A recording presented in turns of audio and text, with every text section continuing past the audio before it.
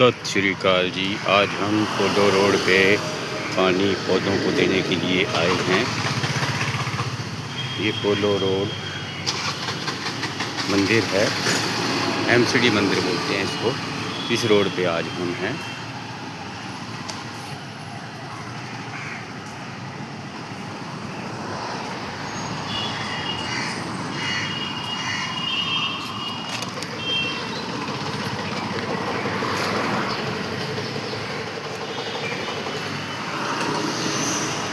ये हमने बरगद की लगाए थे, ये काफ़ी उगाए हैं। बरगद के डंठल थे ये, टहनियाँ जिसे बोलते हैं। ओके जी।